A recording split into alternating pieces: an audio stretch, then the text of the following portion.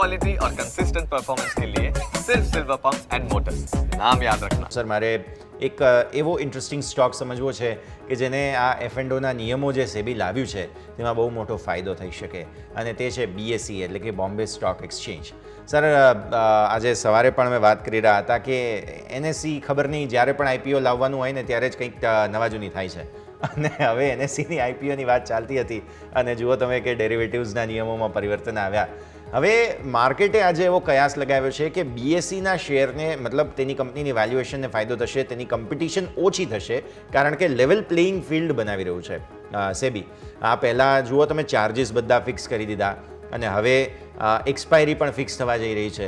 આવી સ્થિતિમાં બહુ યુનિવર્સલ પરિવર્તન જે છે તે BSE માટે આવતું જોવા મળશે, અને BSEના જે ડેરિવેટિવ પ્રોડક્ટ્સ છે કદાચ તેમના માટે આ એક બહુ મોટું બૂસ્ટ સાબિત થઈ શકે, એટલે જ આજે શેરમાં જબરદસ્ત તેજી જોવા મળી. સર BSEનો તમે જુઓ તો ઓલ ટાઈમ હાઈ આજે જ પડ્યો છે 4,235 રૂપિયા, અને પછી થોડું ઘણું કરેક્શન બજારમાં આવ્યું એટલે ઘટીને 3,921ની આસપાસ આ શેર, 3,953ની આસપાસ આ શેર છે.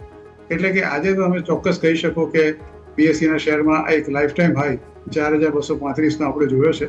2 રૂપિયાની ફેસ વેલ્યુનો શેર છે, 44.45ના EPS પર અને 88.89ના પ્રાઇસ ટુ અર્નિંગ રેશિયો પર શેર ટ્રેડ કરે છે. NSEને હવે થોડું ક્લિયરન્સ મળ્યું છે, અને NSEને જ્યારે ક્લિયરન્સ મળે ત્યારે મને એવું લાગે છે કે આ વસ્તુની અંદર BSEને સીધો કે આડકતરો ફાયદો ચોક્કસ થશે, કારણ કે NSE કયા ભાવ પર શેર પોતાનો લઈને માર્કેટમાં આવે છે એ પણ અત્યારે જોવાનું રહેશે.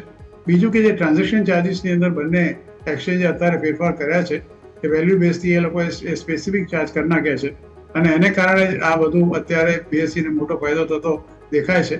આ બધા મને એવું લાગે છે કે BSE definitely at an added advantage position, કારણ કે તમે જોશો કે સડનલી આ સ્પર્ટ આ પર્ટિક્યુલર શેરમાં આવ્યો છે. Somewhere in month of 13 September આ શેરનો ભાવ લગભગ 2,989ની આસપાસ હતો.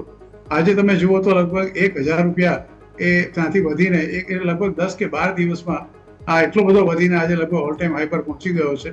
એટલે તમે કહું તે પ્રમાણે NSEના IPOના આવવાના એક એંધાણ અત્યારે જે મળી રહ્યા છે એને કારણે BSEને એક બહુ મોટો ફાયદો છે. અને બીજું એ ટ્રાન્ઝેક્શન ચાર્જની મેં આપને વાત કરી.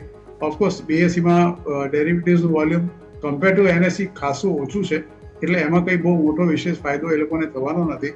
પણ ઓલ સેડ એન્ડ ડન એવું ચોક્કસ કહી શકાય કે આજે જે કંઈ વધારો જોવા મળ્યો છે તમને, કે છેલ્લા લગભગ 10 દિવસથી તમે BSEમાં સતત વધારો જોઈ રહ્યા છો, એનું મુખ્ય કારણ છે NSEનો આવનાર IPO.